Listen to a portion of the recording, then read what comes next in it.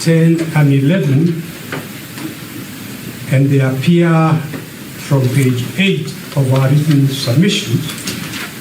Paragraph 8, the Lord, you see, the third respondent, convened a session of the Senate on 8th October 2024, which then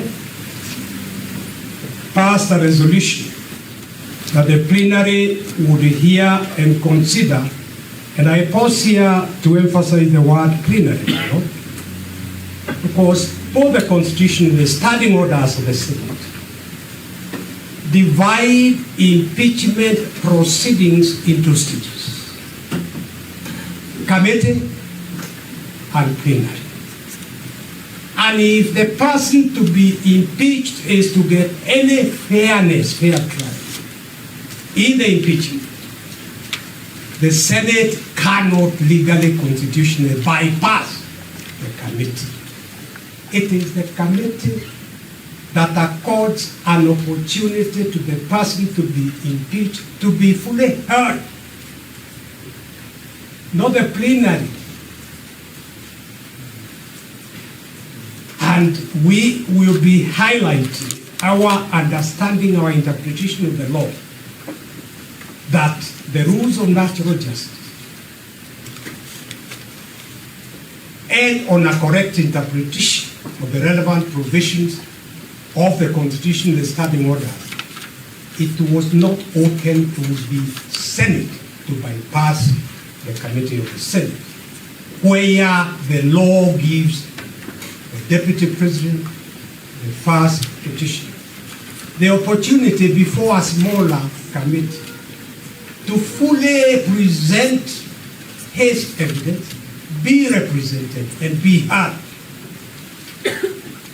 And the 10 days that later the Senate imposed itself on refer to the committee of the Senate, not to the plenary. Lord, paragraph 9, hearing before the Senate commenced a schedule on 16th of October 2024, when the Honorable Mwengi Mutuse's evidence was fully discredited in cross-examination, and this Honorable Court will be taken through all that. Number 10, paragraph 10, on 17th of October 2024, that was on the second day of the hearing, the Senate allocated the Deputy President 2 hours to present his case. You will see, and you will be addressed, my lords, the fact that somehow the National Assembly was allocated 3 hours. Yet, the person that was being impeached was the Deputy President of the National Assembly. Lord, all these and many more is evidence of clear bias on the part of the National Assembly, despite on the part of the Senate, despite the Senate being presided, and I must state this, by a speaker who I personally have the highest regard for as a professional.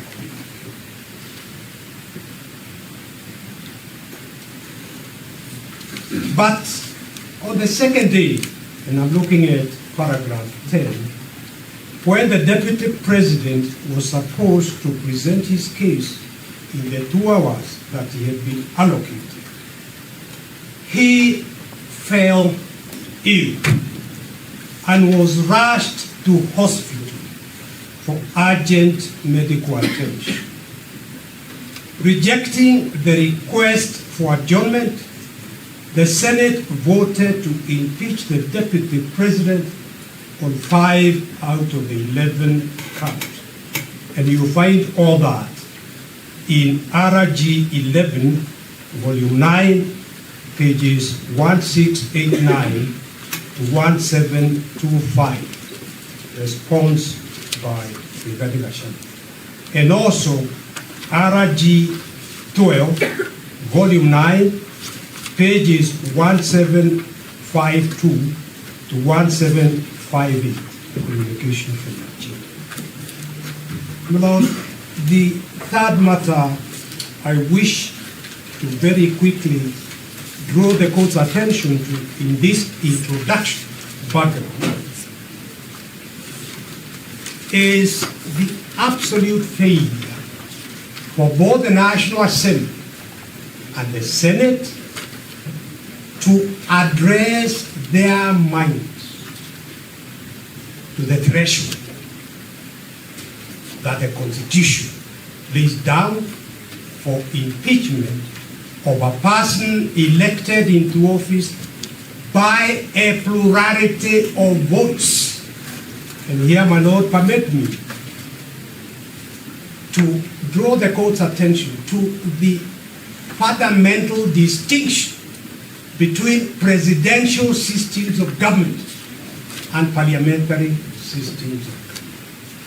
In a parliamentary system of government, members of parliament are entitled and have the right to kick the prime minister out of office simply by passing a no confidence resolution. No one can question the members of parliament why they had lost confidence in the prime minister. There are many examples of parliamentary system. England is a parliamentary system. India is a parliamentary system. And in fact, although in South Africa they call their CEO president, it's actually a parliamentary system because the president of South Africa is elected not by a plurality of votes, but by votes, a majority of votes. So that distinction is important. The people of Kenya decided in August 2010 that they wanted to give unto themselves a pure presidential system. Therefore, it is not the case under our Constitution that members of the National Assembly can vote and christen their resolution that there are breaches of the Constitution, and you will be addressing this fully, when in truth what they were doing was simply to say we have the numbers, passing a vote of no confidence, not violation of the Constitution. That is not what is permitted in our Constitution. And my Lord, if you look at paragraph 1 of our written submission, this is important. An impeachment is an important remedy, but one of last resort. In other words, there must be no other way of dealing with a person being impeached. One of last resort. Let me pause here to emphasize in the National Cohesion Act, currently headed by my friend Reverend Court, one of the charges leveled against the first deputy, the first petition, was making utterances that, strictly speaking, should have been reported to the National Integration Commission.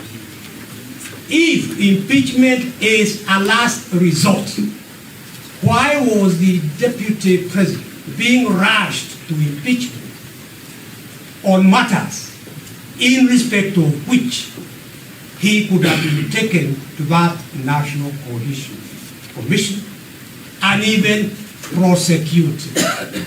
That was not respecting the important dictate in presidential system that impeachment is a last resort. It is one to be used where there is an injury to the people Why is that? Because in a presidential system, it is the people themselves, through a plurality of their votes, who elect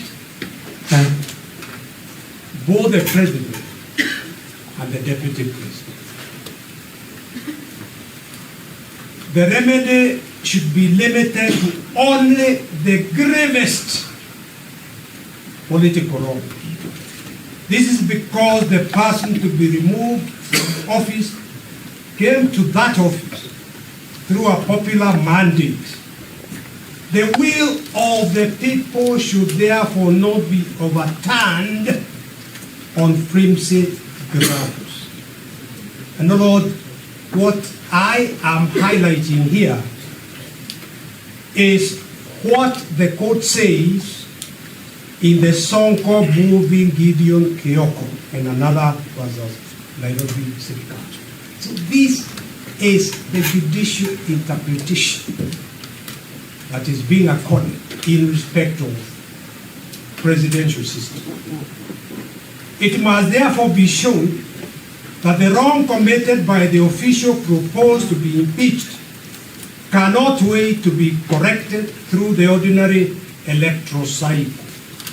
There should therefore be a clear nexus between the alleged wrongs with the public trust bestowed on the governor, in this case the deputy president. It is